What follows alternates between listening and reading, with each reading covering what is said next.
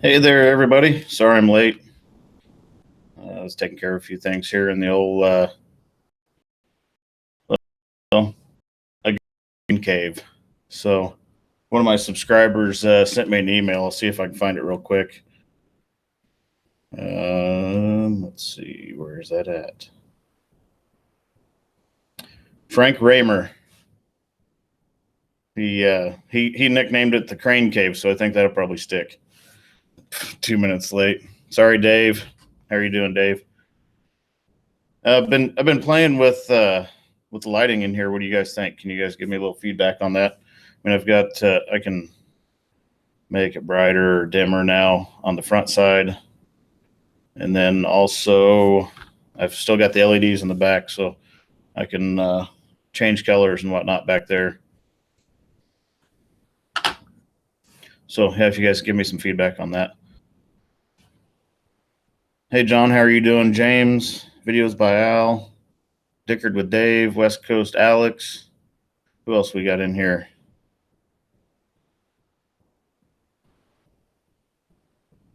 Looking all Hollywood on you. I don't know that this is Hollywood, but hey, we'll roll with it.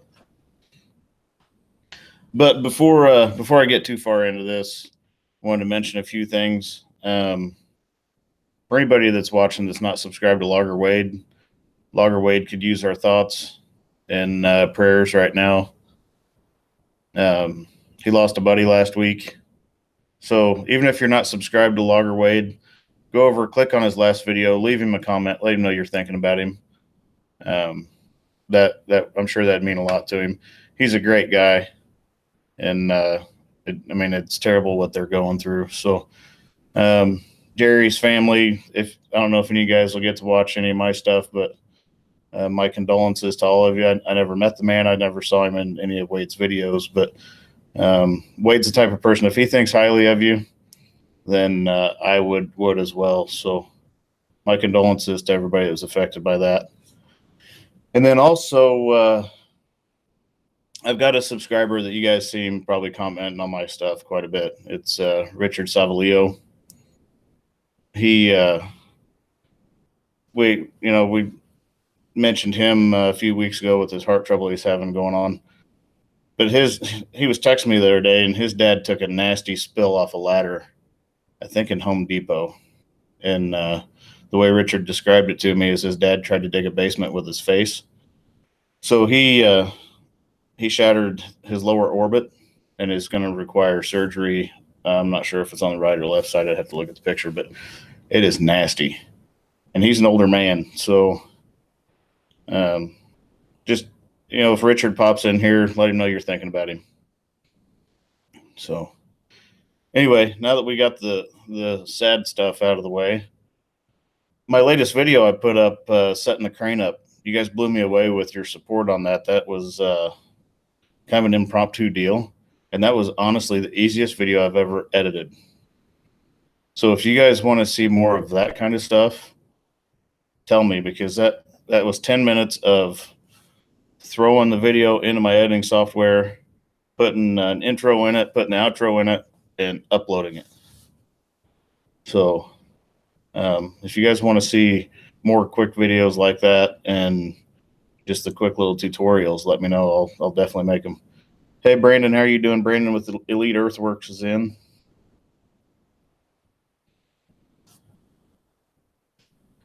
So far, we've got 23 viewers on.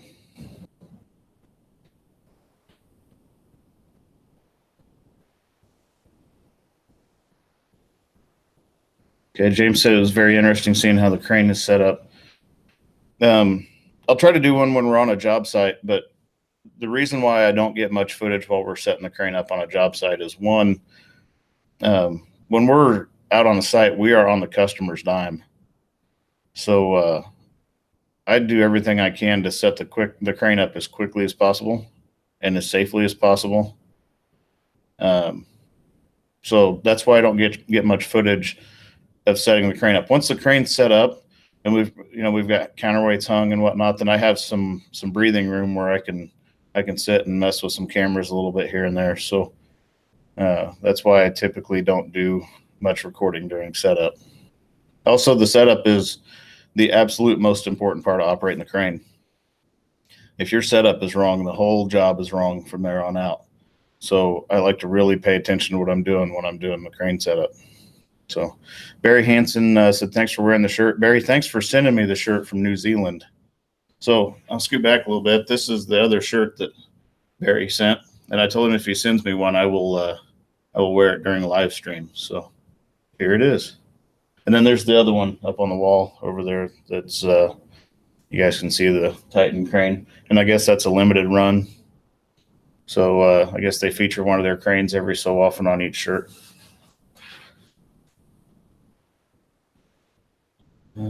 Jack's like, okay, then he liked that. Let's see, Rambo's a clown. Keep him coming.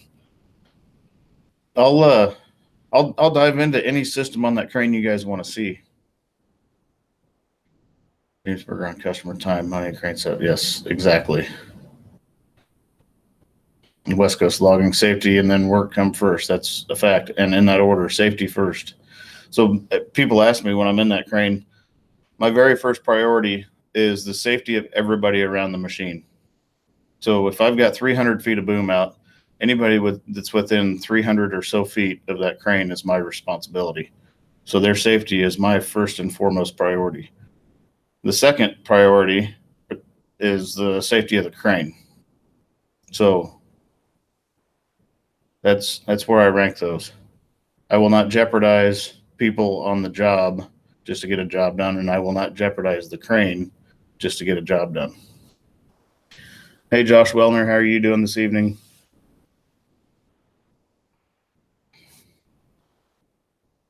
So if there's something else you guys want to see on there, Richard asked for some stuff on the Dolly. So I'll probably make a video of the crane Dolly. And it's complex enough that it could probably have its own 5-minute video, and I can explain how it works and why we use it.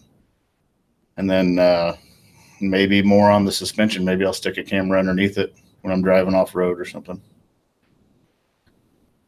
James Berger on this why I'm always smart if there's heavy equipment around and always stand at a safe distance away. That is a fact.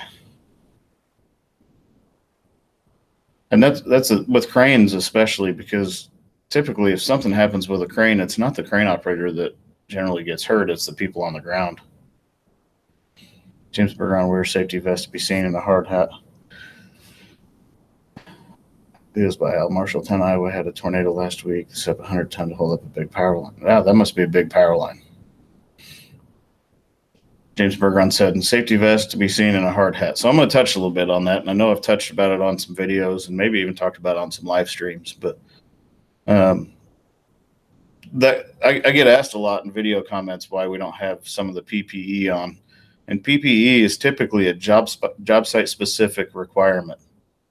So according to the OSHA standard, you only have to wear your hard hat if someone's working above you and has the ability to drop something on top of you, or if there's an immediate risk of you bumping your head on something.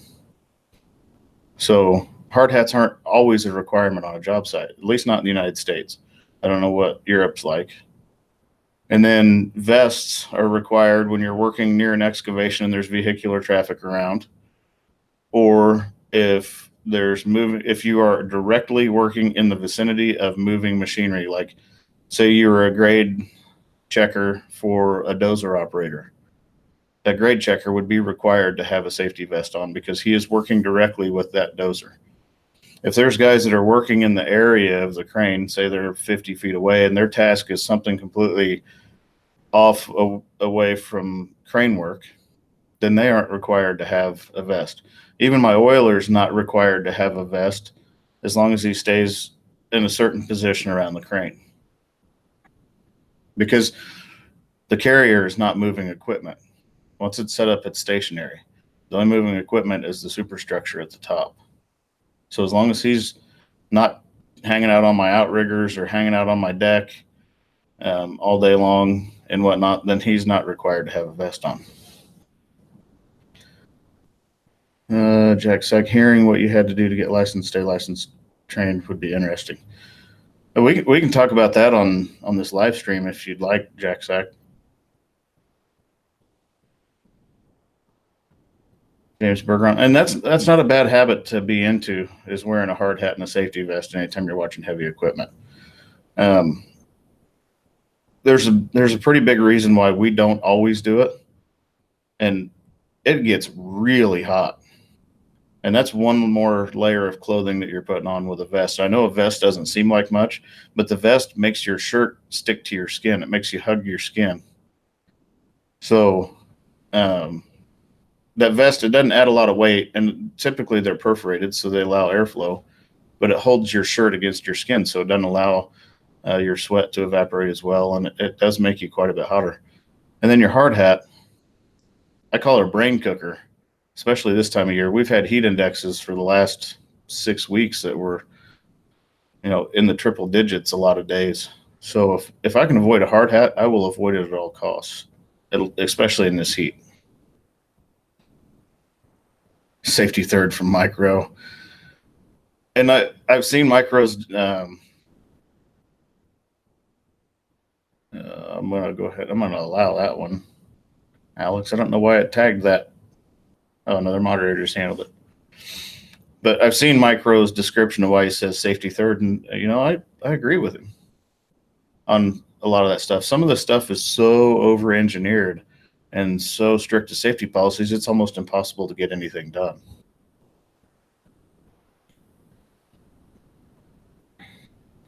Cut and clean. Jimmy, let's go fishing. I'm headed your way. Andy, you're going to have to wait about 2 hours because I imagine this live stream is going to last about 2 hours, maybe 2.5. Depends on how many questions get going. Okay, so Jack Sack asked he would like to hear what it takes to get licensed and stay licensed and trained. I worked as an oiler on bigger cranes for 3 to 4 years before I ever got in the seat. And what the oiler's responsibility is, I think I've talked about it before, but if you weren't in there or in the live stream when we talked about it, then I'll go over that. The oiler, what he does is he assists the crane operator in getting the crane set up and takes care of basically everything on the outside of the crane as far as keeping his eyes on things, making sure people aren't stacking stuff in around me. If we've got to move, he facilitates finding a clear path for that. So he's basically the crane operator's assistant, works under the direction of the crane operator. As an oiler gets further into it, if they show interest in wanting to learn how to operate the crane, then typically an operator will let them get some seat time when it's non-critical picks or, during lunchtime or before or after work. And then once they get more and more seat time, then they can start gaining more and more responsibility with more critical lifts and whatnot. After that amount of time as an oiler, then actually you have to have the certification I've got. You have to have it's 1,000 certifiable hours in the previous 12 months to even be qualified to take the test or to have enough hours for the certification test. And then you have to take a nasty written test. It's got a 54% first-time pass rate. So that means everybody across the nation that takes it, only 54% of them pass it the first time. If you pass the written test, then you have to take a practical test. So then you have to actually get in a crane with some proctors on the ground, and you have to move a load throughout an obstacle course and prove that you can handle everything correctly and safely.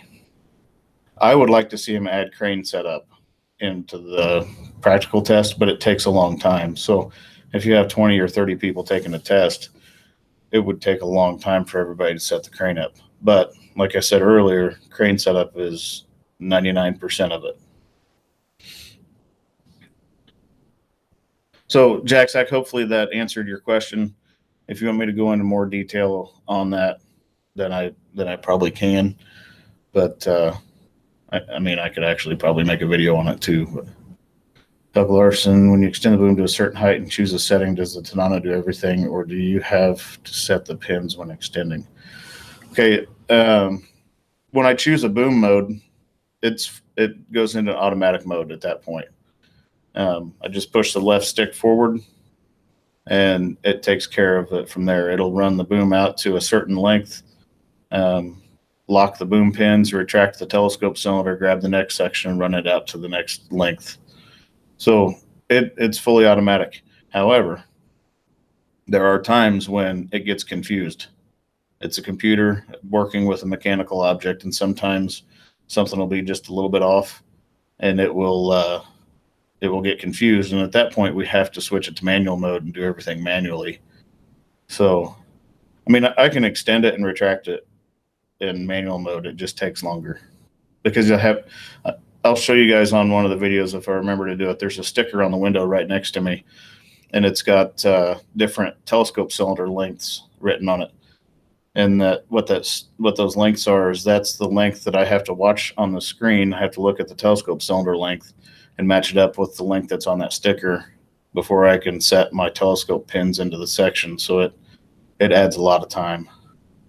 Jack Sector, I have to recertify. Yes, I have to recertify every 5 years, and actually my recertification is coming up next spring. So.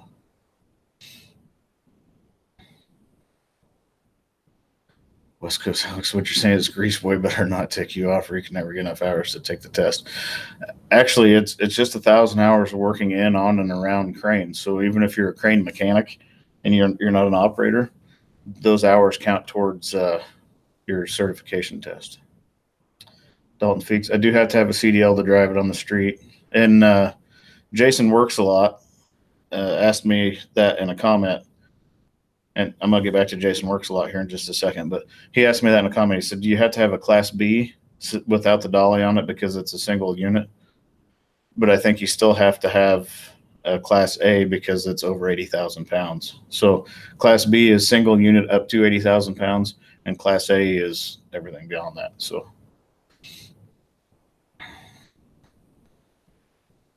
John Warren said, I can understand why they don't have you set up on mats, but I would think it should be required. Okay, mats aren't always a requirement. If the terrain that you're on will completely support the weight of the load and the crane, then mats aren't a requirement. So, like if I'm set up on 12 inches of concrete, my crane mats aren't as strong as 12 inches of concrete. But if we're in dirt, if we're in loose gravel or soil that's been disturbed, or even virgin ground that hasn't been disturbed, a lot of times I'll put crane mats down. Now, in our yard, you guys saw me set the carrier up the other day on that video, and I didn't put mats down. Our whole facility used to be buildings. So it's full of building foundations and old streets, and you couldn't drive a pickaxe into that ground. You would, if you were trying to rip that ground up, you would have to have a breaker on a big excavator to tear that ground up.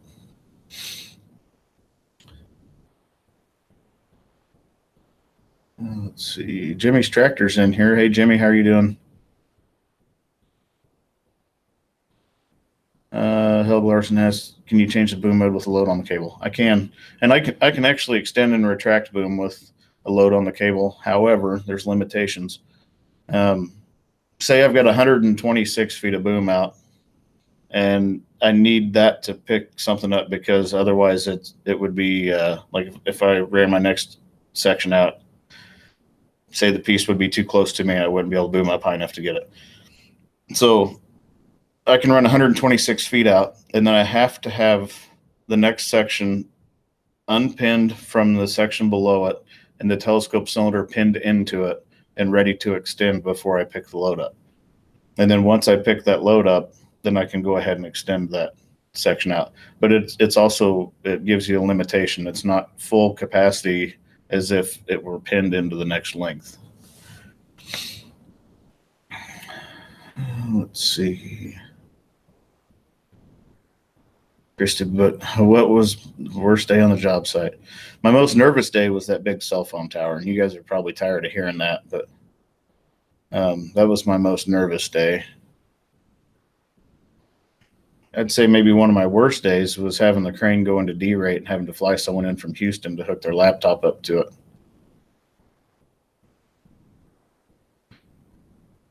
Rainbows, not to mention I've been compacting that ground for years with crane traffic. That's a fact. That ground is as hard as a concrete runway, I promise.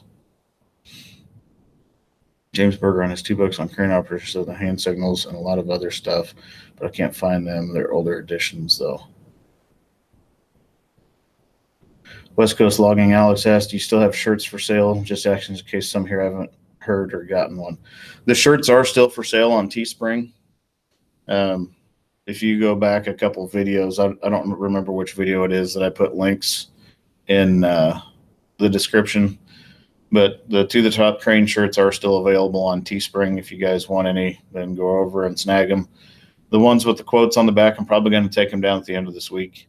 The other ones, I'll just leave them up.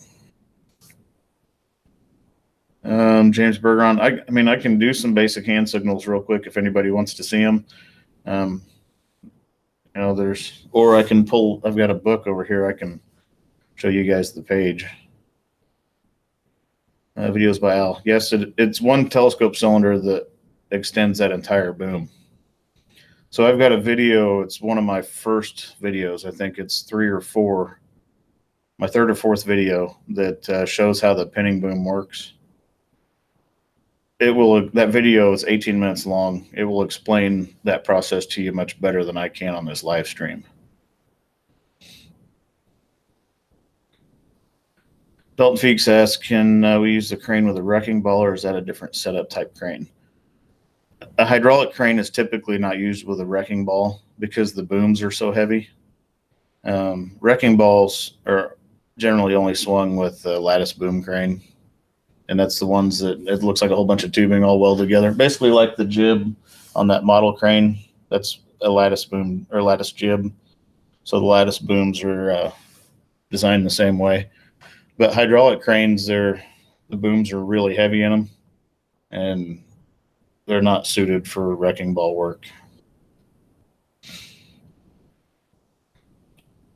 James said, you remember them the last live stream when I covered the hand signals?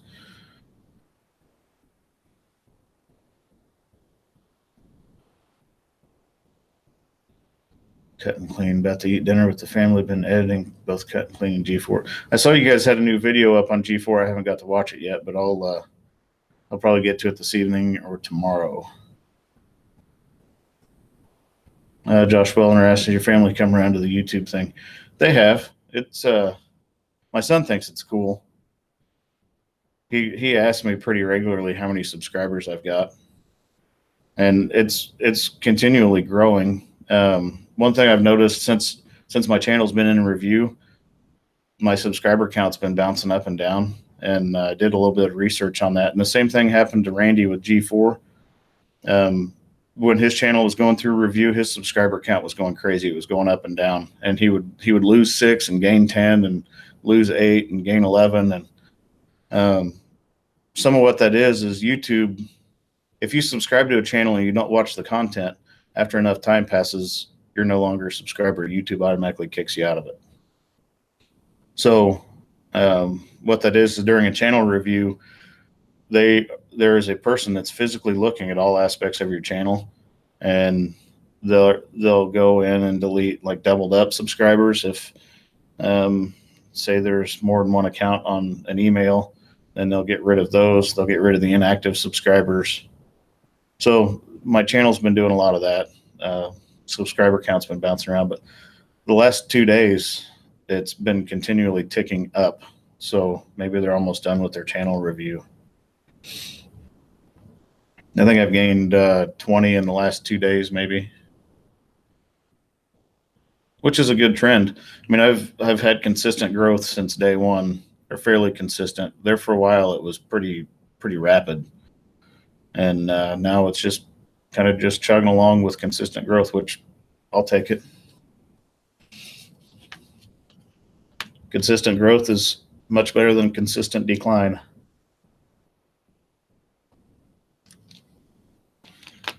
But I haven't even checked today to see if they're done with their review. I guess I can look real quick.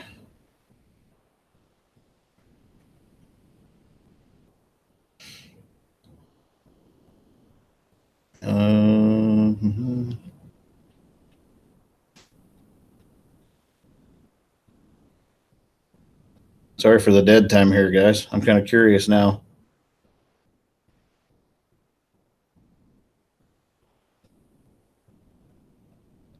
Still not monetized. So it's about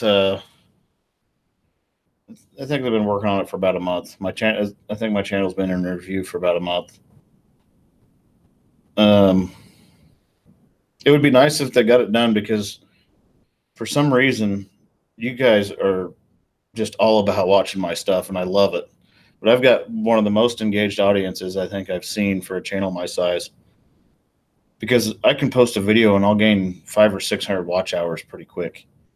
So I'm almost at 6,000 watch hours. So at my current pace, I'm gaining about 2,000 watch hours a month.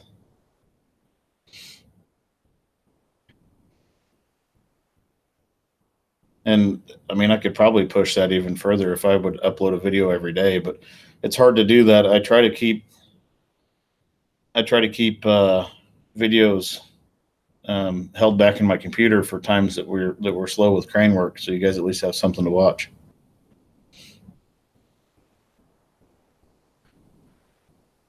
There's Richard. Hey, Richard, how are you doing this evening? We talked about your dad earlier. Hope you don't mind me asking everybody for their thoughts and prayers for your dad. I wanted to throw that out there. So good to see you in here this evening. Quality over quantity. Absolutely. And I mean, I try to give you guys good quality videos. At least the best I can do with my limited editing skills. So that's my goal anyway. Every now and then I kind of get lazy, and I'll be the first to admit that. Every so often I'll get a little lazy, and I'll just grab something, and I'll cobble it together and throw it out there just so I can get a video out there. But that typically happens on the days that we've had a long day and it's really hot out.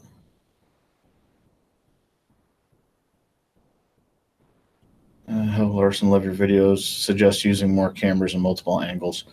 I need to get back into using both my cameras again.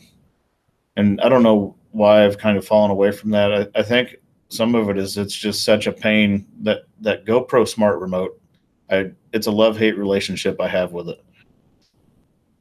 It seems to work really well out to 129 feet, depending on where I'm at. So if I've got that little camera on the end of the boom and I run 129 feet of boom out, it's questionable whether or not that camera will be controlled by that remote.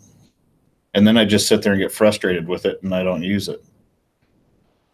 When I get past 129 feet, all bets are off. I mean, if I'm out in the middle of a field, it might work. If I'm anywhere near a building, it just doesn't work. And 2 cameras is my limit for a while. I can tell you guys what my goal is for the future, and I don't know how long it's going to take to get it to this point. But I've been doing some drone research.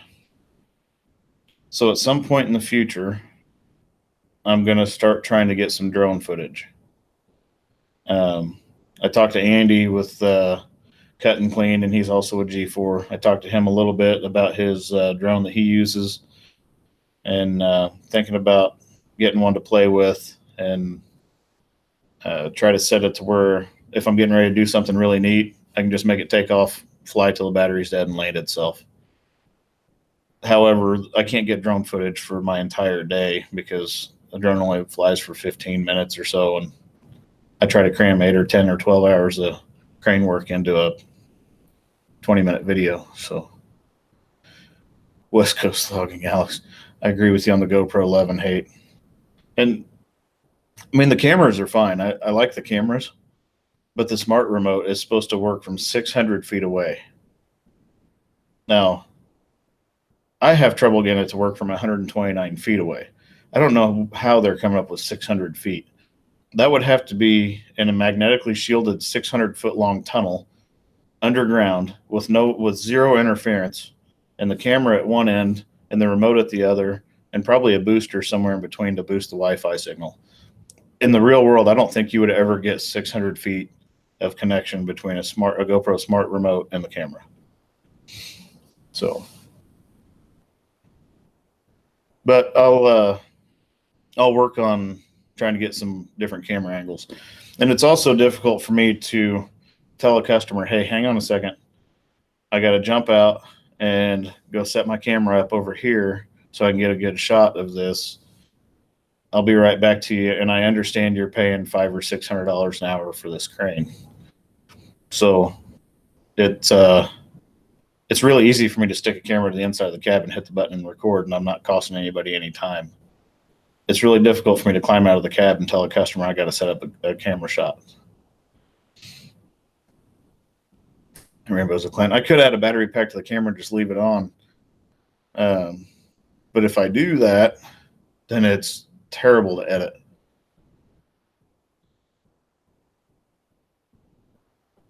Richard better had a red, white checker flag for the tip for using a drone. Got to keep the FAA happy. Absolutely. They would probably be upset if I had aircraft in the air without my flag on. And Boza gave up on the remote for a lot of camera stuff.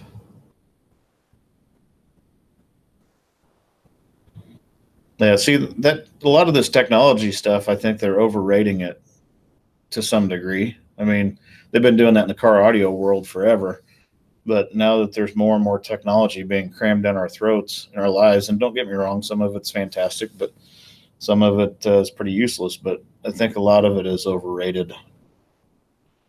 And I don't mean overrated in the sense that you don't need it, but overrated in the sense that they say, hey, your drone will fly 7 kilometers, but you're only getting barely 2 miles out of it. So Kendall Robinson, that's a new name I haven't seen. Thanks for stopping in. I try to teach as much as I can on here, but I don't necessarily want this to be a teaching channel. I just want people to enjoy the content, maybe get some information out there about the trades. Hopefully I've got a lot of little younger people that are watching it and would get interested in what I do and maybe pick up a trade. So, but when I'm doing stuff where I can teach, then I'll absolutely throw informational stuff in. Just remember, some of the stuff I do may not be what other people would necessarily agree with or how they would go about it. So there's other ways to do things. Don't watch one of my videos and then go to work and say, you got to do it this way because this guy on YouTube's doing it like that. That's not necessarily the case.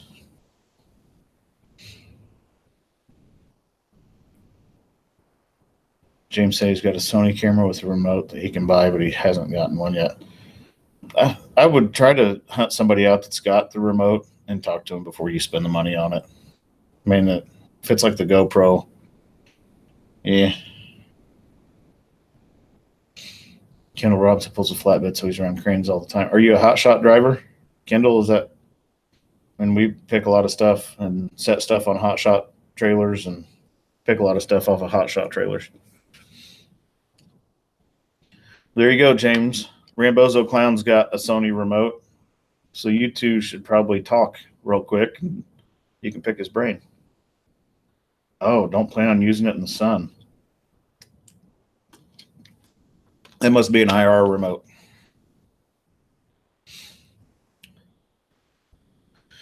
Don't fix try dash cam and mount it to the window of the crane. I do a lot of times mount my GoPro to the window, like the windshield of the crane when we're going down the road. Oh, Kendall's an over-the-road driver. We work with a lot of over-the-road drivers as well.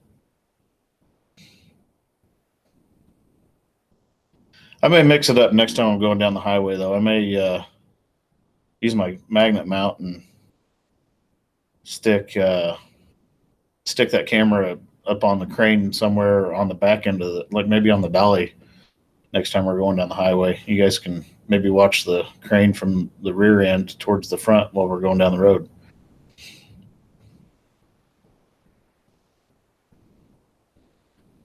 So James, it's looking like Rambozo Clown does not care much for the Sony remote.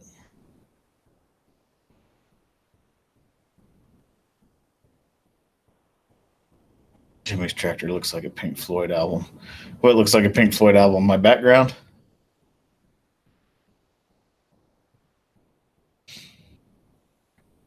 I mean, we can change it up if you guys want to change it up. I want this channel to be as much about you guys as it is me uploading stuff. So don't pull a magnet Wade down the magnet, or don't pull a Wade. Yeah, no kidding. But I I take suggestions from everybody and I try to implement them. Sometimes I forget about it by the time I read the comment, and then I wake up the next day and I'm at work doing something, and then I'll think about it later. I'm like, hey, this person wanted to see something and I didn't catch it. But I get a lot of response from people and a lot of feedback. So it's a lot to try to remember. But if there's something that you guys really want me to do different with this channel, by all means, throw it out there and I'll try to implement it, because I want this to be as much your guys' channel. I want you guys to have some control over it. Hub Larson asks, why the axe in the background? Okay, that was actually sent to me. I've got the hatchet and that axe, but it was sent to me by one of my subscribers that they buy vintage axe and hatchet heads, and then they rehandle them. And I'm going to show their card again on here. But if you want to buy one of them, they're actually kind of works of art. So we'll see if we can get my camera to focus in on it. But it's Ed and Jennifer Stevens. I don't know if I can get. Come on, focus. Yeah. Anyway, it may not have enough light. But you can find Jennifer Murtha Stevens here on YouTube, and that's who sent me the hatchet and the axe. And I've got a plan for the axe. I'm not going to keep it. Someone's going to end up with it, but it's going to be auctioned, and then the money generated from the auction is going to be donated to charity.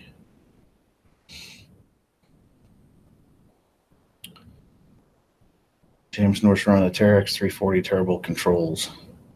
I don't think I've been in a Terex 340. I've been in some Terexes, and I mean, they weren't bad, but I need to set up info to help guys set up LMI and load charts.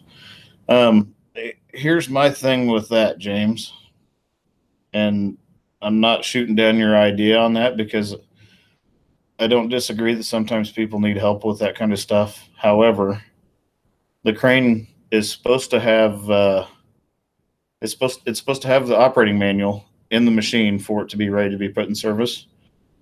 And all the information they would need for their LMI and load charts would be located in that operator's manual. So if a person doesn't have the sense to pull the manual out and learn the machine they're getting ready to operate, they have no business operating the machine. So that part of it, I will stay away from, as far as how to set up their LMI and how to set up their load, or read their load charts and whatnot.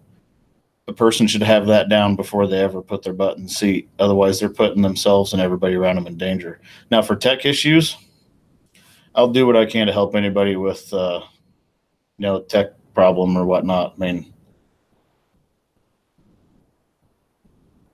and James, yeah, and I don't disagree. There's always unusual issues. Like, you'll get a trouble code on something, and Rainbow's a Clown asked LMI, it's load moment indicator. It's an operator's. It basically assists the operator on some cranes. It assists the operator. On other cranes, it's part of the operation of the crane. If your LMI goes out, you don't know your boom length, you don't know your radius, you know any of that stuff.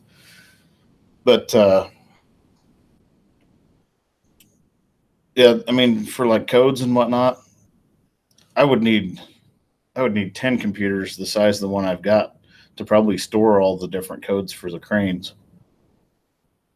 But there is always some unusual stuff that you run into, like, some cranes have an issue where they don't consistently read their boom length. Well, you might have an issue with your reel on the side of the boom, or some have weight bouncing around. That's one that we've even talked about. On I think it was my last live stream 2 weeks ago, my actual live stream that's scheduled. A person had their LMI wasn't showing their weight consistently. It was going into overload a lot. I think it's probably a transducer issue. I'd like to know what they found out about that. But so, yeah, we could definitely delve into some of that. And I've got my email address on the about on my YouTube channel.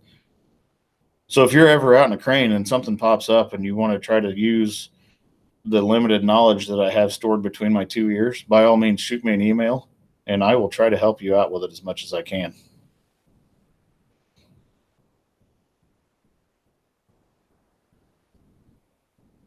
Cheeseburger asked on the crane, the anti-2-block sensor have a cable or is it wireless? It is cable. So there is a reel on the side of the boom that stretches out all 197 feet.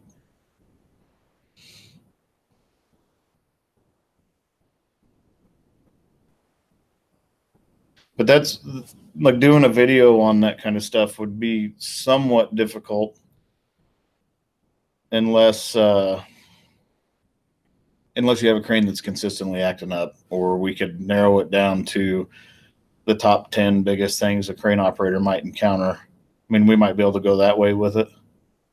And that might be useful information, but so much of that stuff just pops up out of nowhere. And then you're like, wait, now what do I do? And yes, some do have a wireless anti-2-block sensor on them. And for those that don't know what the anti-2-block is, in my opinion, it's one of the biggest safety features on the crane. At the tip of the boom, there's a weight, and on the Tadano, it's about 4.5 pounds. It's a square weight that separates so you can slip it around the cable. But the cable runs through the center of that weight, and that weight is attached to a switch on the end of the boom. And when you're running the block up or the pill up, when you're cabling up, if the block or the pill raises that weight, it shuts the winch off. It shuts the winch off, it shuts boom down off, and it shuts telescope off. So what that does is it keeps you from crashing the block or the pill or the ball into the top block, which is what they call the shivs on the end is the top block. But it keeps you from crashing that into it. And if you did crash it into it, you can destroy the shivs on the end of the boom. You can break the cable and drop the block and load. It is a bad deal. James Norris, general safety issues, hand signals, etc. would help. I'm all for that. If you want me to do a video on it, I can. James, I'll send out the invitation to you. If you want to send me an email, we can collaborate on a video. I'm not even opposed to collaborating on a video. I don't know what you've got going on your channel. I'll have to check it out, but I'm not even opposed to getting some footage on my end and emailing it to you and letting you put it on your channel, and we can collaborate with it if that's what you want to do. I mean,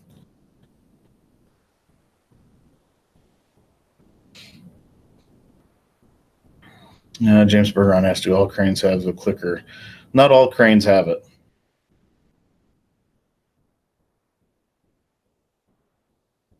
It's a nice feature, and I know some people get tired of listening to it. But it's a lifesaver when you're working in the blind. Oh, Richard, he's checking out a new service truck. The salesman 2 blocked the boom. Did you tear it up? Josh Wellner always wondered what that was. James, that is true. So many guys don't know hand signals. And being in the crane rental side of it, where we're dealing with homeowners sometimes, and we're also dealing with other trades that don't work with cranes a lot. Typically what I do is I just tell them to point the direction you want the load to go, and I'll put it there. And I actually told a contractor that I worked with on Friday that they're an HVAC contractor, but they typically do residential. They do about 3 rooftop units a year, and it's compressor replacements. And the guys they had up on the roof didn't know their signals, and it's fine. I mean, I had 60 feet of boom out. I could see the load the entire time. I didn't mind making the picks. So I just told them the point. And then when I told them, they were all interested in my YouTube stuff. So I told them that I would see about making a video specifically on hand signals.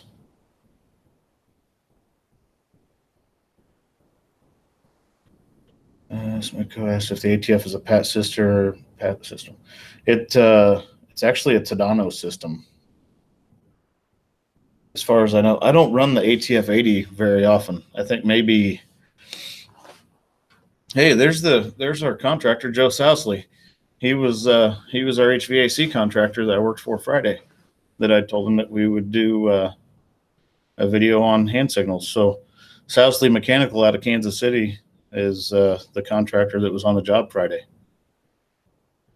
And I tried to help them out a little bit, try to be informative, and I mean, I look at spreading my information. My trade is spreading knowledge about the trade.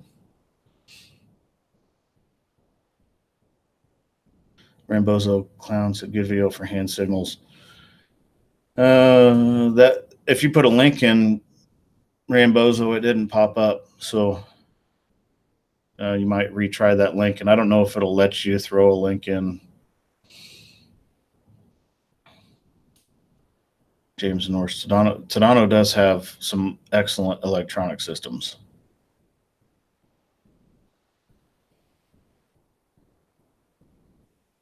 It won't allow the link. So what I'll try to do in the near future, if I can make it happen, if Mike and I can get in the same place at the same time, I will have Mike signal me from outside the crane, and I will tell you the function that I'm running based on the signal that he's given me. And that would probably be the best way to do a hand signal video. That way you can see not only the signal, but you can see the reaction the crane makes based on what I'm doing with that signal. So I will try to do that sometime in the near future. If you don't see it sometime in the next month, then either send me an email or comment on one of my videos saying, hey, you told us you would do this. Get off your butt and make it happen. And that'll remind me to do it.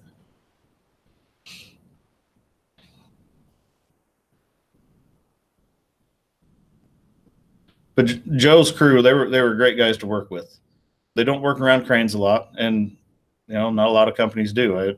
I get that. So I don't mind working for anybody that needs crane work done. They're great guys to work with.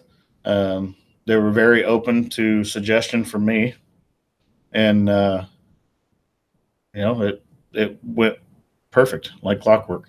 And I was running our 17-ton boom truck. It's a stand-up rig, and I hate it.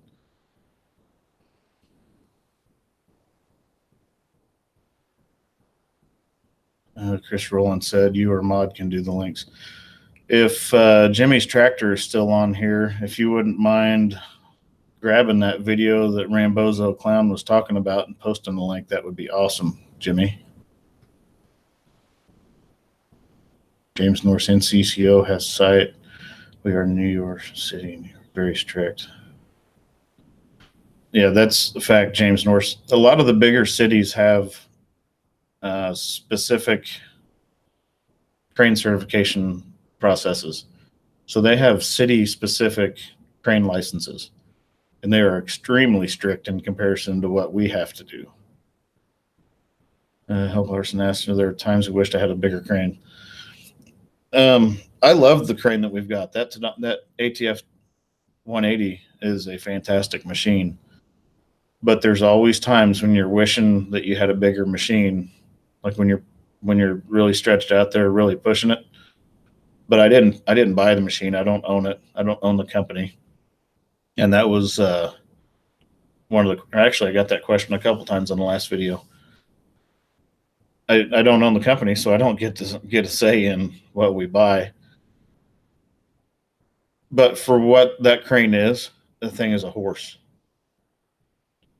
But there is always a time when you're sitting in the seat and you're like, man, I wish I had a 300-ton, because you're pushing it to the edge. And I mean, the crane's designed to do it, but that's a mental thing.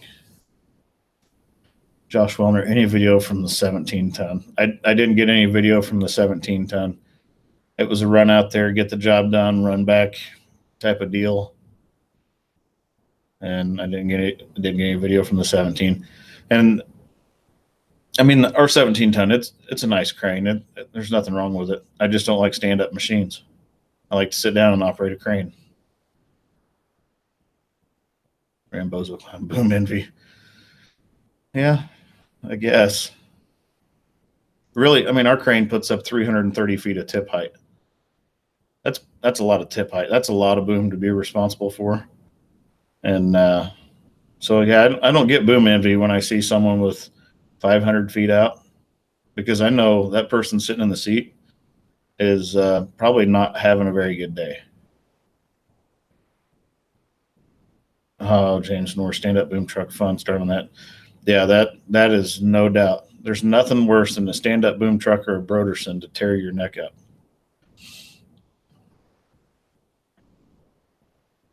Those little carry deck cranes, man, they'll twist your neck up too. But that's the biggest part of it. It's not so much sitting, having a seat to sit in. It's on a stand-up machine, your controls are stationary. So you're standing there like this with your hands on the controls. You got 4 sticks and 2 hands. And if you have to swing over the front, you still have to be like this to operate the crane. And man, it's a neck killer. James Norris learned on friction cranes. Yeah, I've oiled on some friction rigs, and I don't operate friction rigs.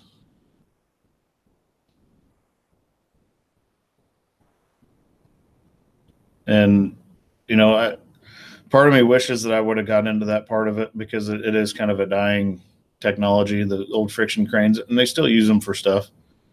But they don't use them all that often.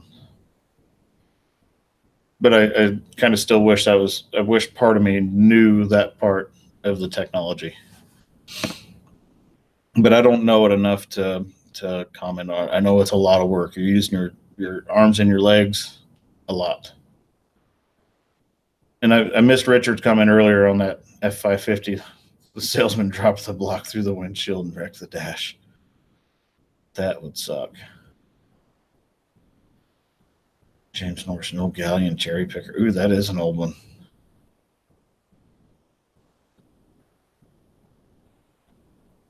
I think Richard's asking James Norris if he's got one arm and one leg bigger than the other. Typically, those old friction operators did. Oh, wow.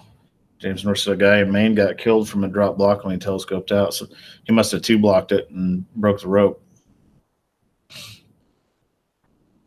Clamshell's a lot of fun. It's funny you say something about that clamshell. The company that I work for, we just got a contract. Well, I got to back up a little bit. On the Missouri River, they built a port for barge traffic. So they're going to start bringing more barge traffic up the river and to this port, to a facility to unload dry goods, and then also coil steel and whatnot. And the company I work for is going to buy a friction rig with a clamshell for offloading those barges. And that is, now I'm glad that I don't know as much about friction rigs as what a good friction hand would, because I hope I don't get stuck in that crane. Josh Wellner, smaller cranes make a good video. We've got some Brodersons, and it's hard for me to get video footage when I'm operating a Broderson, because we're typically inside of a facility that doesn't want cameras in it. So I'll try to get some Broderson footage, and then I'll try to get some footage out of the smaller cranes as well. But I typically don't operate the smaller cranes very often.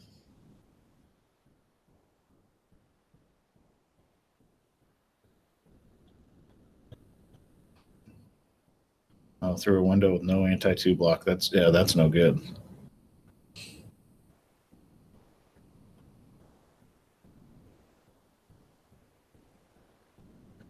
Man, sounds like you guys are working in some dangerous stuff. Richard said they just had a guy drop a block and sheared an ironworker's arm off. That's crazy. Videos by Al asked how many cranes and how many employees. Let's see, 2, 4, 5, 6, 7, 8. We've got 8 cranes, 2 telehandlers, 3 small electric forklifts, 3 skid loaders, a backhoe, and 2 Versa lifts, which are like super powered forklifts that have extendable chassis, so you can pick up. Our smallest one will pick up 25,000 pounds retracted, and 35,000 pounds with the chassis extended. And then our bigger one will pick up 40,000 pounds with the chassis retracted and 60,000 extended. You'll have to Google that. It's called a VersaLift. But we typically have right around 40 employees. We've got, I think we've got 7 operators, driver. We've got millwrights, carpenters, whatnot. Yes. What? Can everybody hang on just a second? I got to attend to something.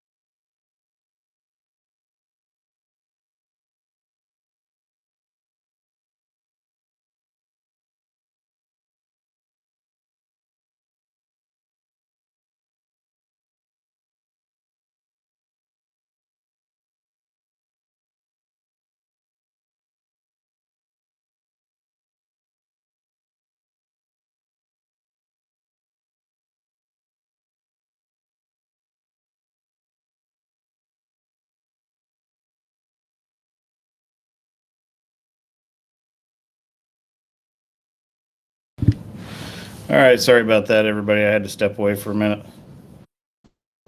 Family stuff.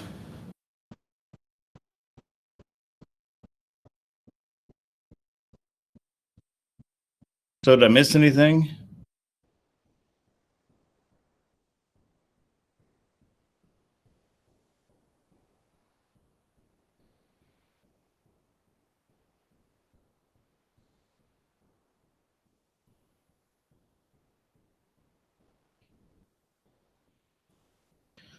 James said, I'd love to run a crane or any kind of heavy equipment, but there's no schools close enough for me.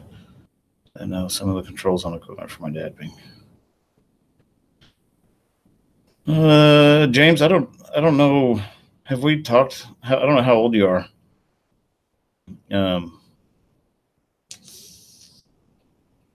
If you ever come to Missouri, I could probably put you in one to play around for a little bit. It won't be the big Tadano.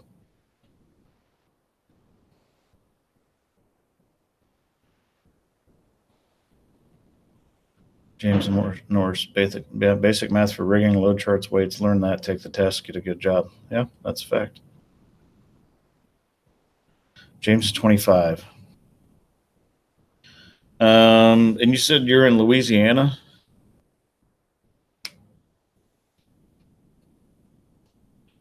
I'm going to look something up real quick.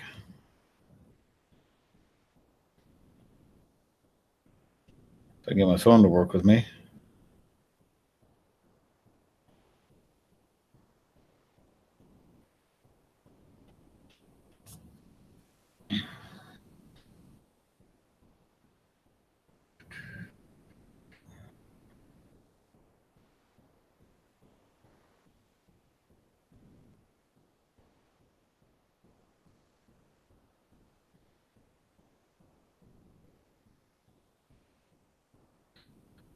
James, James Bergeron, how far are you from New Orleans or Lake Charles?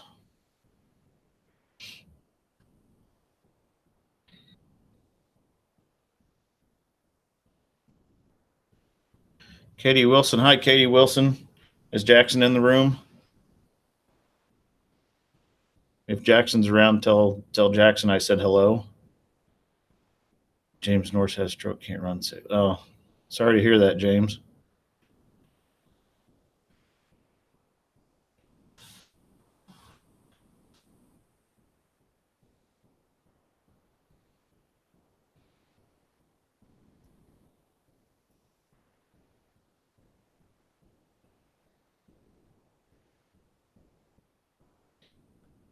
I'm curious how far James Berger, is it Bergeron or Bergeron?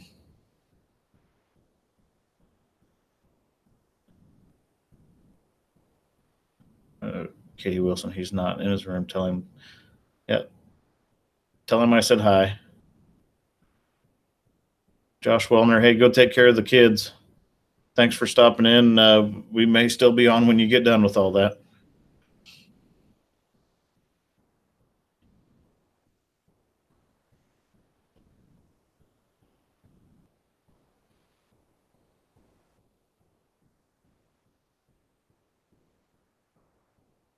Jackson's playing with his 200-pound big brother.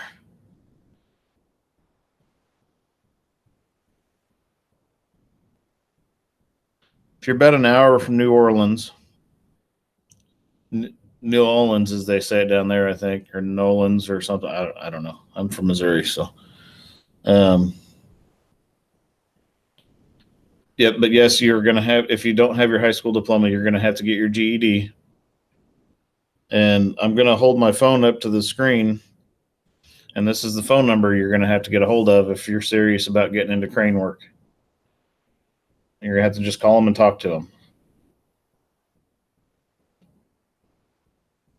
I mean, this isn't the only way to go, but this is, in my opinion, the best way to get involved in it. So let me see if I can get that to read it. So James, write that number down. Give them a call. Tell them what you're wanting to do. And that would be what I would consider to be step one. Well, actually, step one's going to be, if you don't have your GED, get your GED. And then give them a call, because until you get that, they're not even going to talk to you. Elite Earthworks, you want to play in a crane. Brandon, drive about 3.5 hours north, and we will make that happen.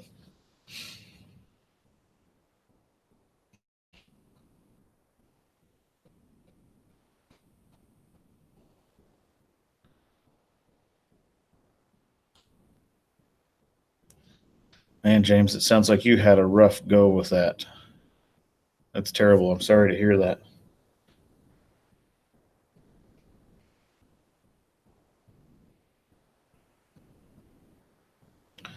We've got another Brandon. Brandon, new to the channel. I think you've commented on a couple videos, though. I think I've responded to you. That your little thumbnail or whatever looks familiar. Thanks for the compliment, and thanks for coming on board.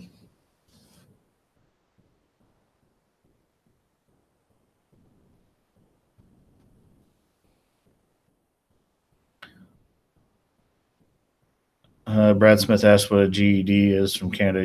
He does not know what it is. A GED is your general equivalency diploma. If for some reason that you didn't get a diploma in high school, you can take a test and they give you a diploma that's equivalent to your high school diploma, or general education diploma. Thanks for lining me out on that, Rambozo.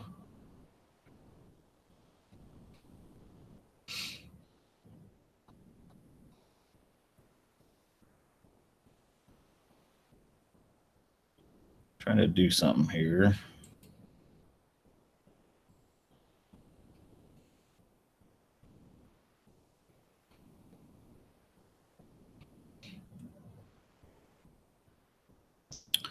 Let's see. Yeah, Jimmy's tractor, work on math skills too. There is definitely a lot of math. Most of it, fortunately, is basic math, but there is a lot of math involved. Now, when you get into calculating or working on your range diagram and you're calculating your crane mats and whatnot, then you do get into some geometry and whatnot. I do operate other equipment, Brandon, but typically now where I'm at, I just stay in a crane. Occasionally, I'll go out and jump in the backhoe and do some dirt work or a skid loader, or even jump on a forklift. But for the most part, I just stay in the crane.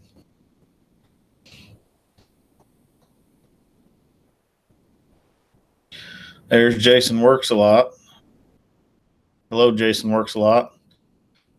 Let's see if Jimmy's tractor can keep from putting you in timeout today. Now that Jason Works a lot's on here, I want to talk a little bit about Jason's channel. And Jason's only got 10 subscribers, I think, last I looked.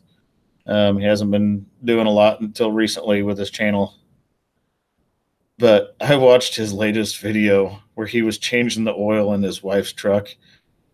And it's a 28-minute long video. And I was engaged in that video the entire time because he is funny. He's sarcastic and funny, but he's also informative at the same time. So I would encourage everybody to go check out Jason's channel. If for no other reason, the comedic value alone is worth it. And I even made the comment, told him, I said, you ought to maybe look at dabbling into comedy. But the guy's busy, extremely busy. When his channel's name's Jason Works a Lot, that's because he works a lot. He's a workaholic, but he's smart and he's funny and he makes good content. So I encourage everybody, go check out his stuff. When you get done on this live stream, or even if you want to go now and look at, you're not going to offend me if you take off and go over and watch one of Jason's videos. It's worth checking out.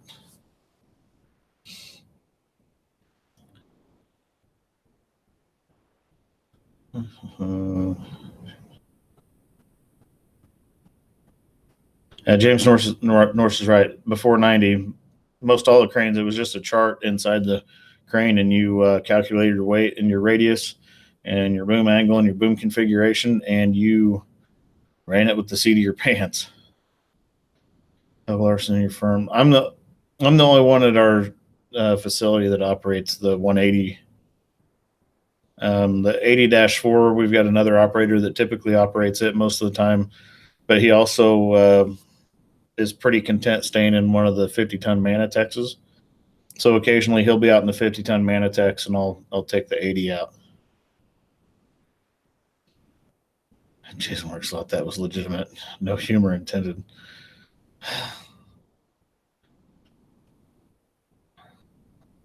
Brad Smith, same as Wade.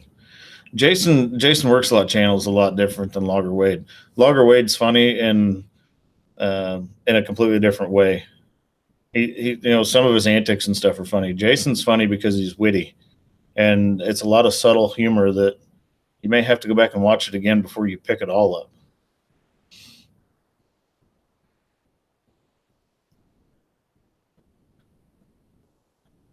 Jason says, "Nah, wait till this is over. Jimmy's the real deal." I'm just a guy, I'm just a guy that picks stuff up with a crane for a living, and I happen to be making YouTube videos. So, Brandon with Elite Earthworks, I texted him one day, and I'll see if I can find that meme without showing a phone number.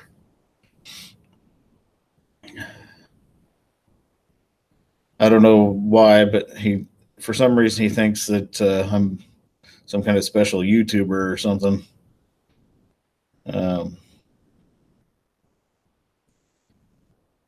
That's pretty far back there. I don't know if I can find it.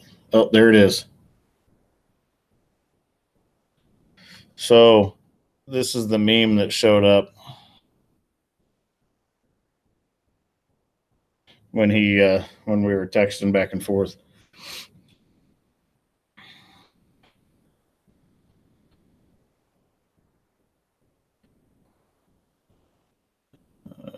Okay, let's see. Long second. Oh, those old Detroits were loud, the old two strokes, but nothing sounds like a Detroit that's really given its all. Gary asked, what size is the engine, the biggest crane? The biggest crane we've got is the Tadano 180. It's a 200-ton. It's got a big V8 Mercedes. I think it's 575 horse and 2,200 foot-pounds of torque in the lower. And then the upper, it's just 185 horse, four-cylinder turbo Mercedes. Jimmy's tractor said he'll be back in 28 minutes. That's pretty specific. 28 minutes. Hey, you're a numbers guy. We'll roll with it. Jimmy's tractor. Yeah, I do comment on Ron Pratt's channel. And here's why I comment on Ron Pratt's channel. One, Ron is the real deal. He is. If there was more people in the world like Ron Pratt, the world would be a much better place. And I honestly believe that. I'm gonna let James's comment go through. If you're a young child, don't read the third from the last word. But back to Ron Pratt. He is the real deal. He's a kind, generous human being, and I think the world needs more of that. And I will support his channel as much as I can to get his message out there. Even though he's got 135,000 subscribers now, so there's not much I can do for that channel. But he's real, and he's also a fellow Missourian. Even though we're at two very opposite corners of the state, he's a fellow Missourian. So he's in Scott City, Missouri, which is down in the Boot Heel, and I'm up around St. Joseph, Missouri, which is just an hour north of Kansas City. But we're both Missourians, so for that reason as well, I support him, and I like his content. He makes great content.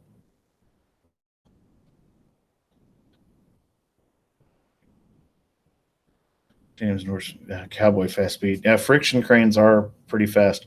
Although that Tadano with a single line and on high speed, it will reel up some rope in a hurry. Hell, Wayne's World was really fun.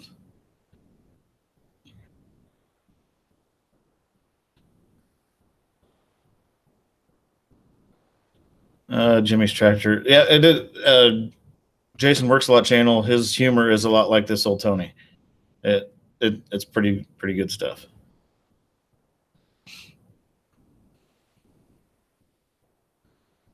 This old Tony does have some pretty cool content.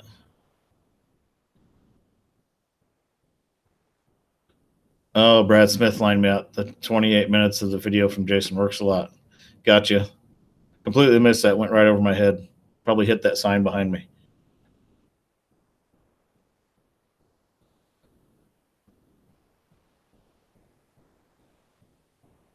James Norris, sorry, no family show. It's all right. I do keep my channel family friendly because there are a lot of kids that are watching my content. Jimmy's Tractor son is one of them.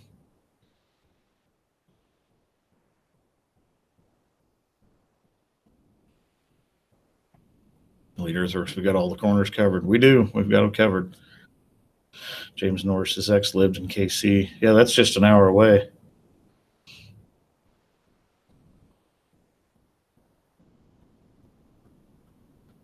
Well, James, if you ever make your way up to meet Ron Pratt, um, he's like I said, he's in Scott City, Missouri.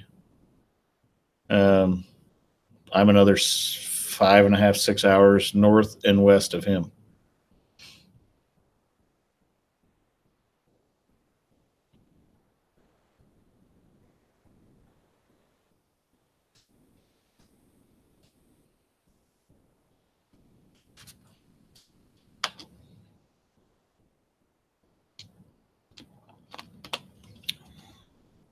Oh, James Norris said 6V53 is a screamer. All those Detroits are screamers, but man, they're SP Scotty's another channel that he's got some footage of a lot of Detroits in big trucks. Jason works. How far are you from Brandon? Asking for a friend.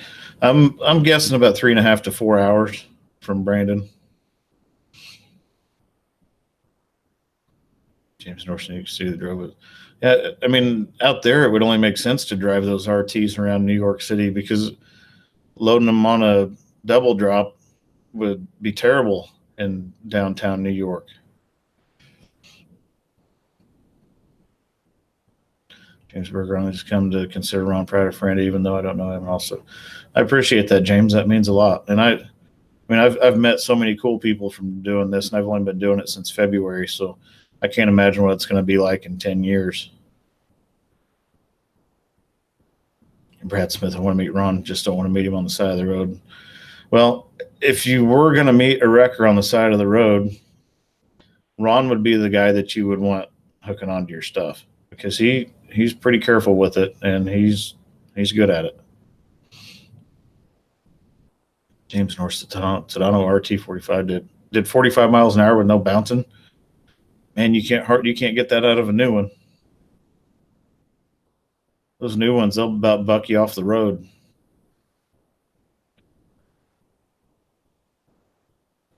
I tried to get Brandon to come up here this weekend, but evidently he was too good to hang out, or he just had a lot going on this weekend. So I'm going to assume that was it.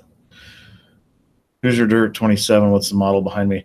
That is a Tadano ATF 160G-5, so it's pretty similar to the actual crane that I operate on my channel.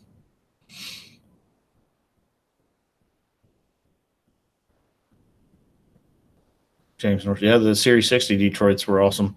I had a truck that I was going to turn into a mechanic's truck that had the 11.7 Series 60 in it with a 9-speed.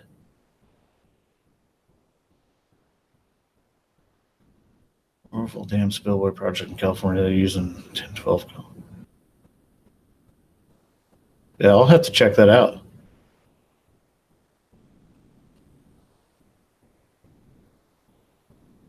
That's funny. John Warren, check the fuel level and fill up the oil is what we always did with the old Detroits. That's a fact. It's kind of like I've got a friend that, and I hope I don't offend anybody with Harley Davidsons because that's not my point here. It was just a funny, but a friend of mine from back in the day was a Harley mechanic. And he told the guy, he said, if you ever go out to your garage to ride your Harley and there's no oil under it, don't start it because there's none in it.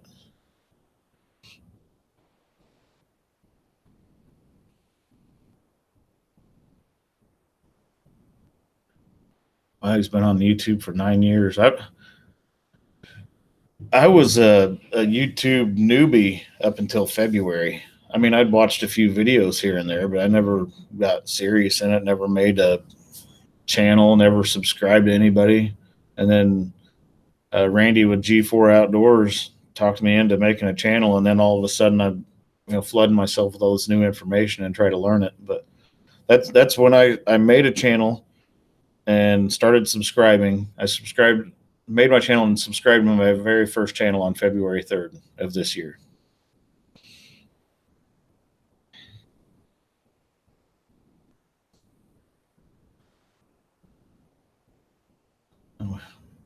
Let's see. I'm trying to get all caught up here.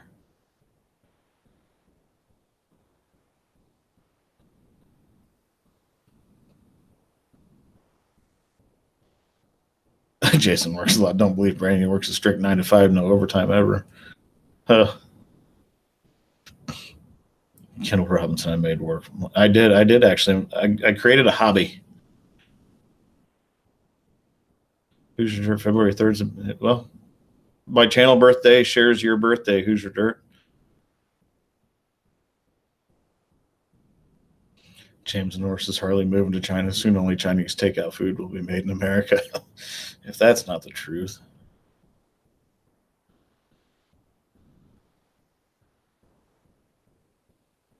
Jimmy's tractor. How do you make that orange at Jimmy's tractor? I'm not understanding that one, Jimmy's tractor.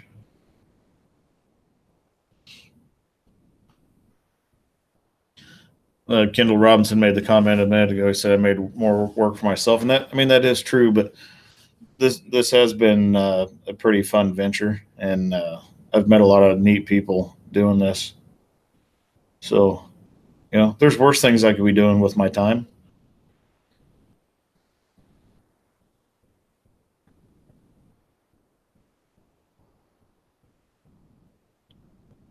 Jason Marcel, how do you reply to someone in chat? I guess you just reply to someone in chat.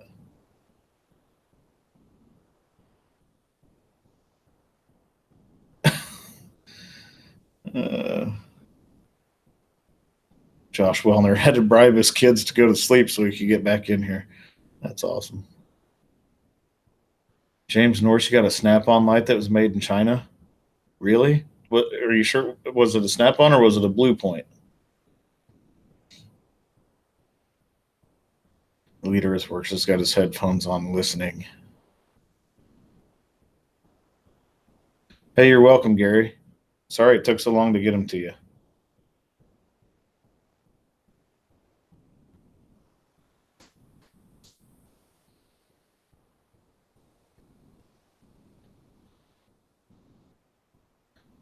Oh, yeah. And I get that Jason Works says Snap-on sells their name to companies. I've seen some Snap-on crap that was, I don't remember where I even saw it. Was it in Lowe's or someplace? I'm like, there's no way that stuff is actual snap-on.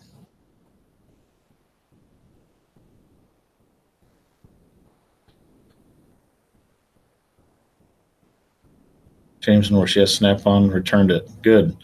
I mean, I've got a snap-on toolbox in my garage, and it's full of snap-on tools because I had a snap-on tool addiction when I was spinning wrenches, and every one of them came off a truck.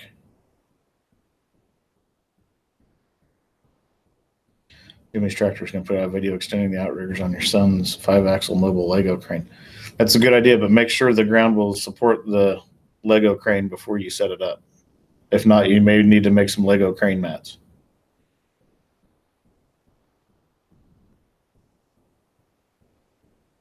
Jason Worksloff, it's not from them online or direct, or online direct or the truck. Don't trust it. True. Richard brings up a good point. You need a pretty clean MVR, which is motor vehicle record, driving record, and background, and then a Class A CDL for apprentices like oilers.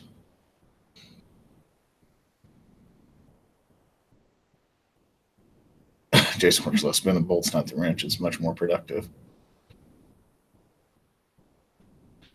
So Jason works a lot in your latest video. How'd those Black & Decker wrenches work out for you?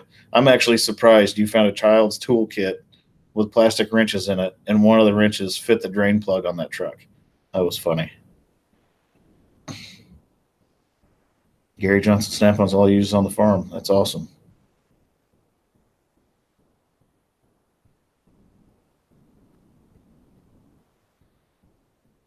Stolen from Brandon. You robbed Brandon of his tool set.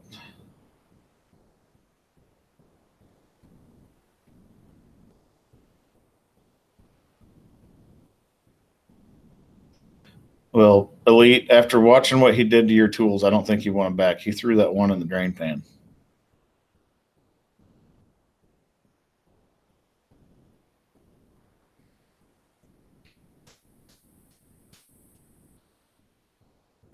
So how'd your excavator turn out? Have they done anything with it yet? Brandon, I know you said that you had the mechanic out there the other day and they're going to replace your high pressure relief. Curious how that's going to go.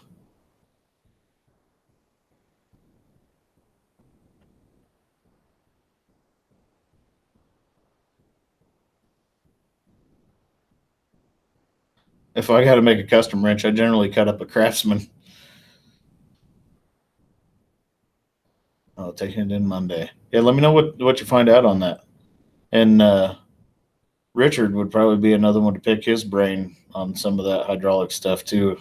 I saw a picture of his toolbox, and a person with a toolbox like that definitely knows what they're doing. James Norris brings up a good point. The Klein Spud wrenches are still USA. There's actually some cheap Crosby knockoff Chinese shackles in circulation for those that don't know. So if you're doing any rigging, make sure you're looking over your shackles to make sure you're not getting a cheap Chinese knockoff.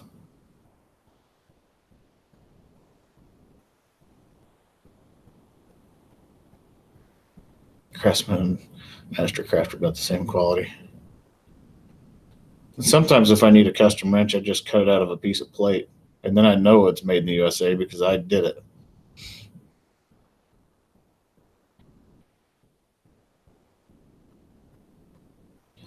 Well, you guys are getting into some stuff there. Polar moment is for torque. We got to back up a little bit. I think Jimmy's Tractor and James Norris are going to they're going to duke it out here on my comments section.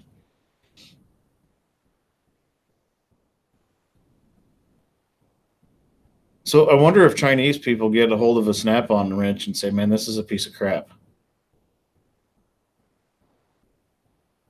I don't know how that works out.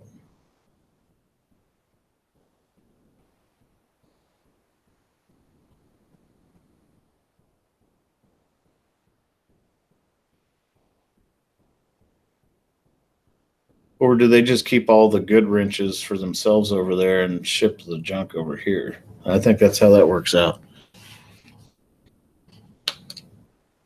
Jason Works laughs. I do. They say Johnny, so we wouldn't know anyway.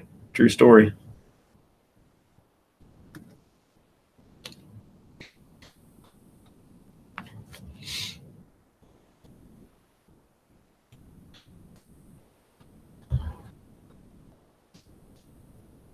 So we got 32 viewers going on here. What's everybody want to talk about? I know we're talking about wrenches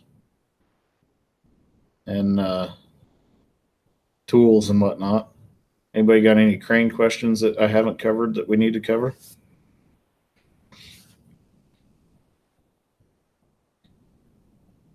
Josh Wellner about 2 Craftsman sets, 1 for the boat, 2 for the house. Got every size I don't need.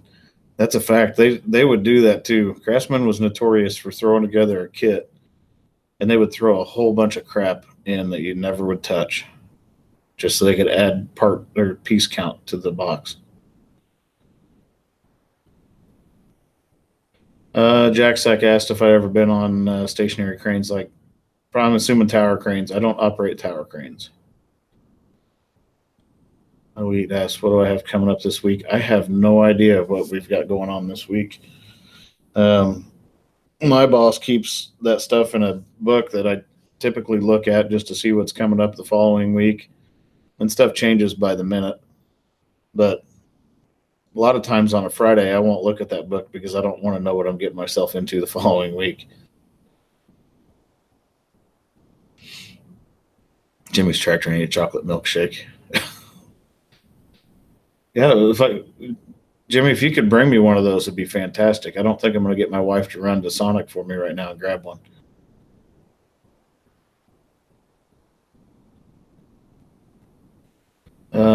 Gary Johnson asks, how much does the headache ball weigh?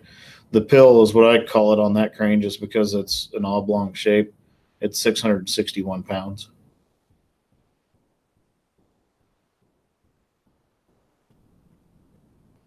Pipe wrenches are called round nut wrenches.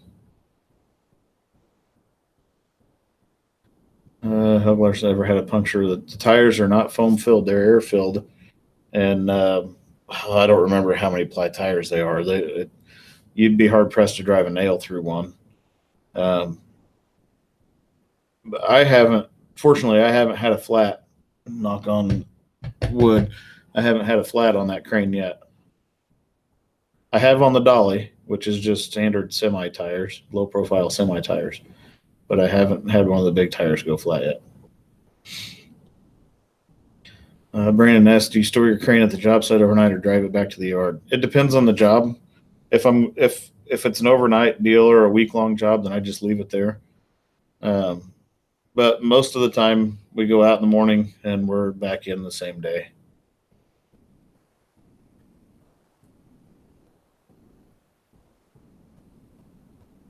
Mr. Thompson, in the world of field service, found that when you lose the snap on the dirt, it doesn't grow any better than a Craftsman. That's true.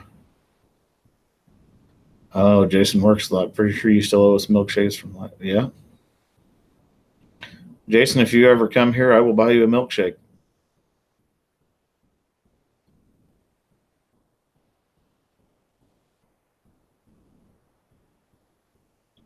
Oh, tower. Yeah, I don't mess with tower cranes. I didn't lose anything up there. I got no reason to be up there. Josh Wellner, when are you going fishing? Actually, I did a little fishing Saturday and didn't really catch anything. A few small largemouth bass, and that was it.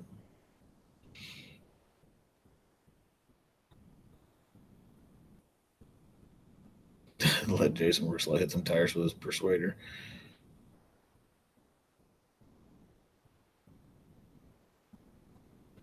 Gary Johnson, is the longer boom, the less weight you can pick up. Yes, it's basic science. The boom is a lever, and the longer the lever, the more weight is exerted on the crane by the load. So, yeah, the further you reach out, the less capacity you have. We do have to have permits anytime we leave our commercial zone. So, the city that we're located in, it's 76,000 people roughly. So there is a designated commercial zone around that city, And if we get outside that commercial zone, we have to have permits. And it's permits for weight, length, and width.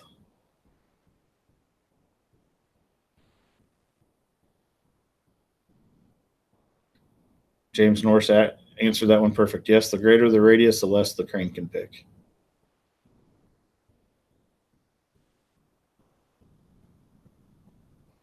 James Norris, hey, thanks for stopping in and adding to the comments. And you're very informative. I appreciate you being engaged, and have a good evening.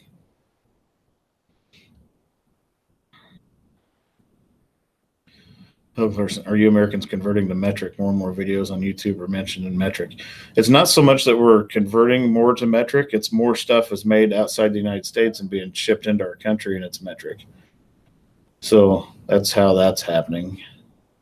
But I can remember in elementary school a long time ago, our teachers telling us that we were going to be in the metric system in the next 10 years, and that still hasn't happened.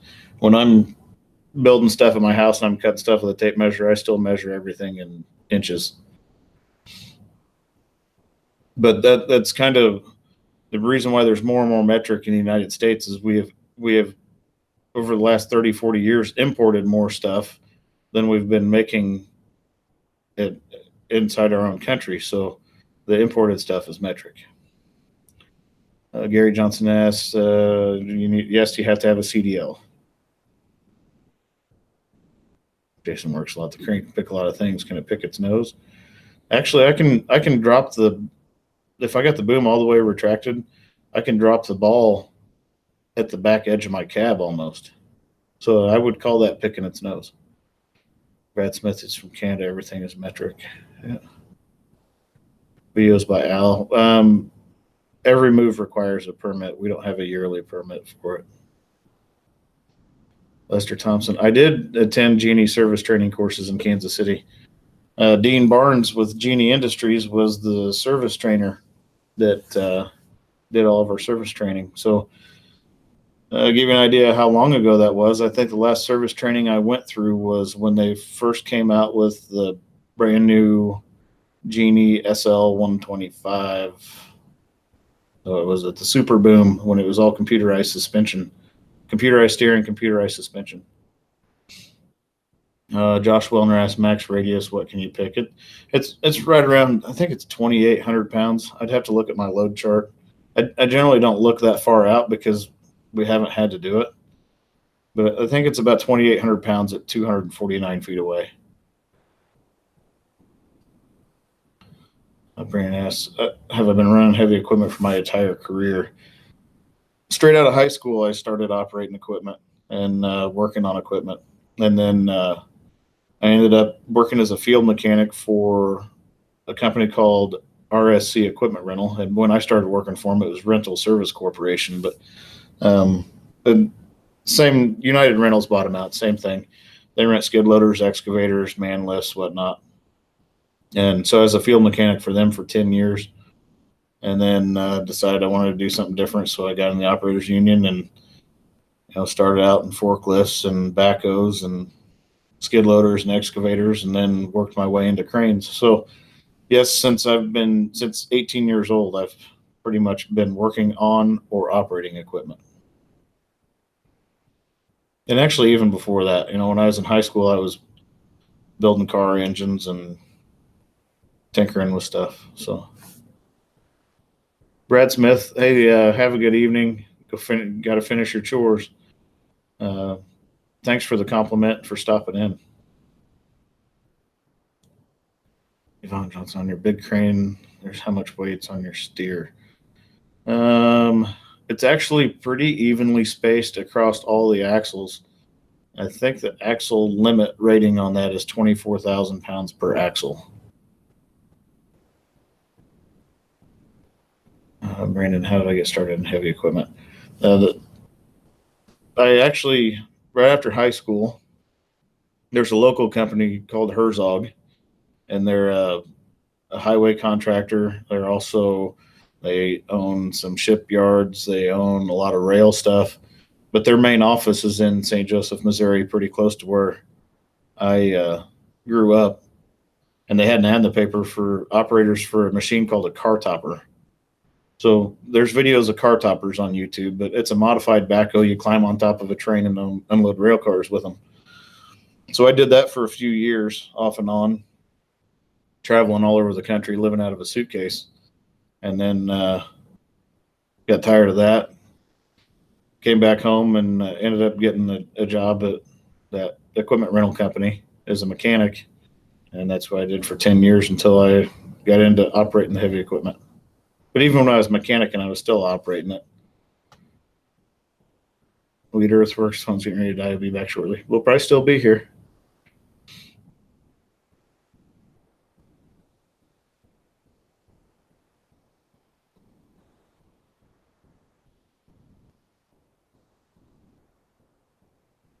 Lester Thompson used to work with Dean. Thought you looked familiar. I used to help him put on his courses as well. Oh, you used to work with Dean Barnes? Do you still talk to him? Dean, he was a heck of a guy, and man, sharp as a tack when it came to all that Genie stuff. Gary Johnson asked, did I ever build racing engines? Yeah, I dabble in it here and there. It's not like I built anything that was specifically to go on a track, but I have put together some stuff that should have been off of the street and on a track.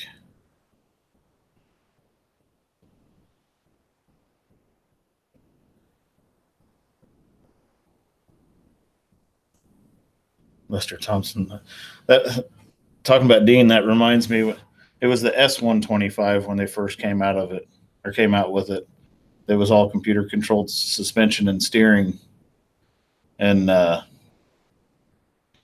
we were at our Raytown Road store down in Kansas City, and Dean had me up in the basket. We were 125 feet up, and he started driving it, and I was watching the base, and the tire. You could see the tires moving, and the basket wasn't moving yet. And then all of a sudden, you see the deflection start building in the boom, and then the basket would start taking off. And I told Dean, I said, I want you to think about how that ground's going to feel when you hit it. And he said, we're not going to fall out. I said, I'm not talking about falling out. I'm talking about when I throw you out of this thing, because that was a spooky feeling to be driving that boom lift 125, with the platform 125 feet in the air. I didn't care for that too much. Larson asks, if I do get a flat, what can I do? I guess these tires aren't stock at every tire shack. Can you lift one axle with hydraulics? I can't lift one axle and go down the road. We keep about 6 tires on hand at our shop. 6 of those for spares.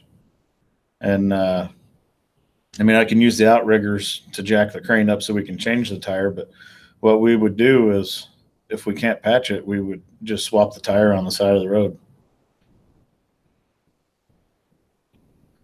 Oh, Gary Johnson got a 528 Hemi going to stuff in a Dodge for him 50. That'll be a screamer.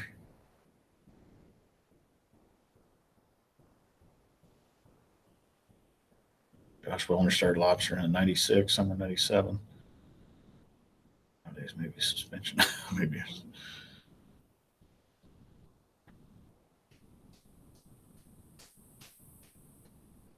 Well, in 96, I was just out of high school.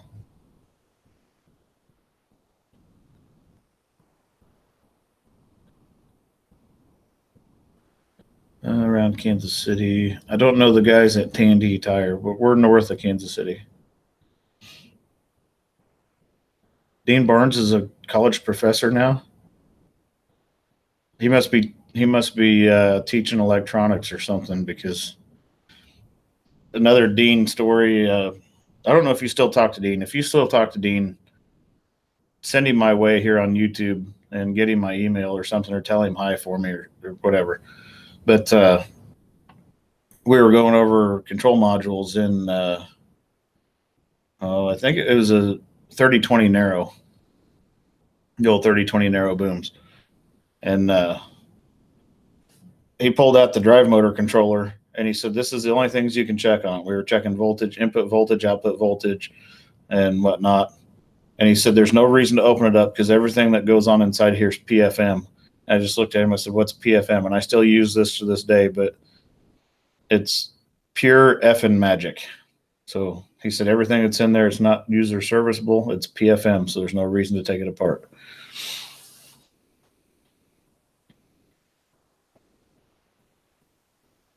But yeah, Dean was kind of my go-to whenever I'd have something that I just was beating my head against.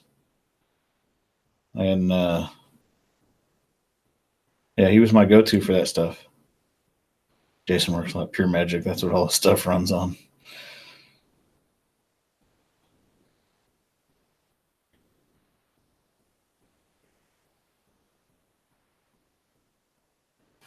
And yeah, I had a machine that I never did figure it out. It was an old Genie 3020 HD.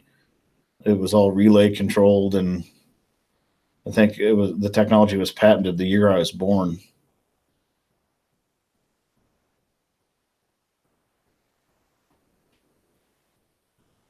All you can do is let the magic smoke out. Sometimes that happens.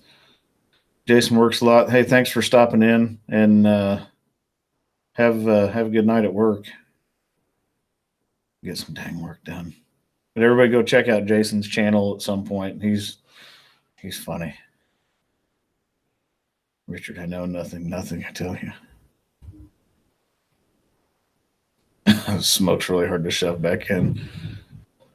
Yeah, and I've found that even if you do get the smoke back in, it still didn't make a difference.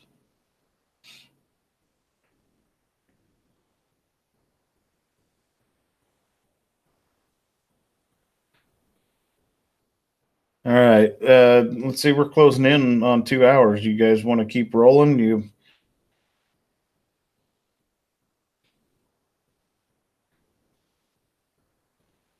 Gary Johnson's going to scream. It's going to be anything with a Hemi that big, and it's not really a little pulling truck.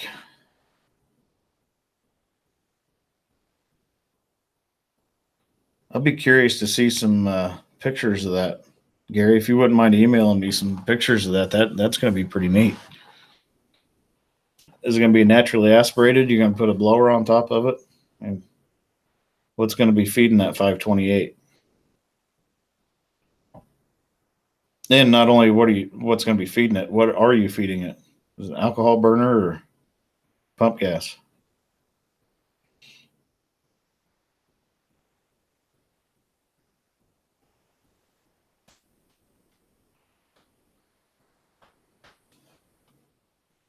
But I'll probably shut this down in about 15 minutes. We'll call it a day with a 2 hour live stream. I know it's not the typical 2.5, but I do have stuff here at the house I got to tend to and whatnot before the work week starts. So,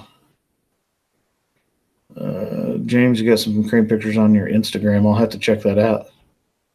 I just recently, in the last 3 or so weeks, started an Instagram for the top crane, and I've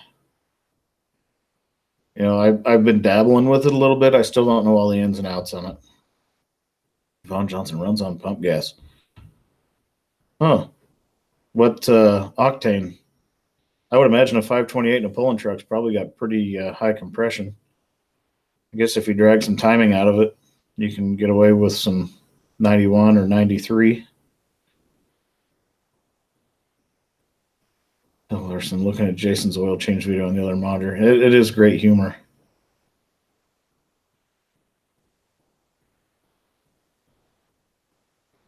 Richard says, where do you think the Komatsu came from? They copied everything Cat did. I swear some of the parts. I think they are.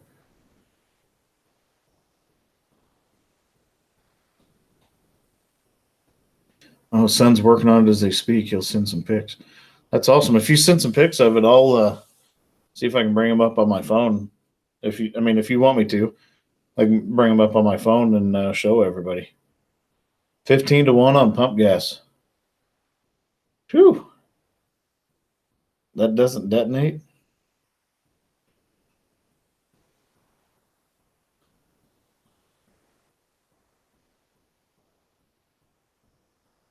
Man, if you were just running just a tad higher compression, you could take the spark plugs out of it, put glow plugs in it, and feed it diesel fuel. James and Berger on his Instagram's Motorcycle 6 has my name on it, which is the same as my YouTube. Mine's To the Top Crane on Instagram, I think. Richard has found me on there, so I think that's all you got to do. I don't know. It's Instagram. I don't know much about it, but Josh Wellner, hey, thanks for stopping in, Josh. Go check out Alex's new video. And anytime you're checking out those guys' videos, make sure you give them a thumbs up. That does actually help in their YouTube world. Helps YouTube determine what gets thrown out, in front of the mainstream. So, James, follow me on Instagram. I'll find you on there if I haven't already. I'll find you. Oh, I'm kind of Instagram stupid, like I said. Hey, Al, take care. Thanks for coming in. Yvonne Johnson thought about it. Yeah, I mean, 15-1 is almost high enough to feed that thing oil instead of gasoline.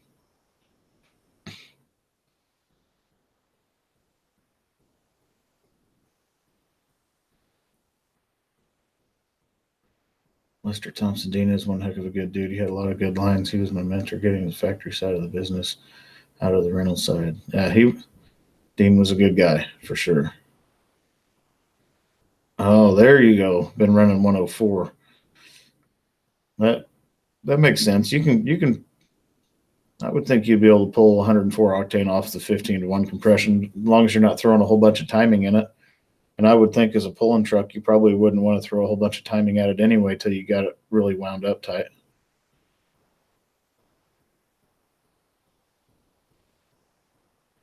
So, Lester Thompson, are you still working for Genie? Hey, Gary, thanks for stopping in. And yeah, send me some pictures. And if you don't mind, next live stream, I'll remind me and I'll show everybody. I'll hold my phone up to my camera and show everybody pictures of your pulling truck.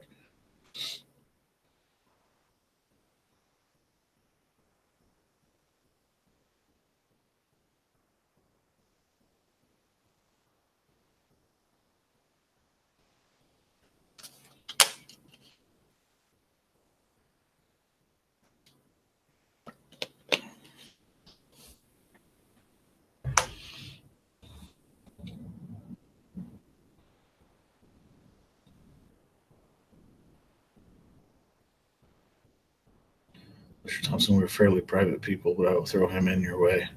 That's awesome. If nothing else, have him shoot me an email to the top crane at Gmail. He taught me a lot on those Genies, and actually taught me a lot about electronics in general on those aerial lifts. Brian D, hey, thanks for stopping in, and thanks for watching. You take care as well, sir.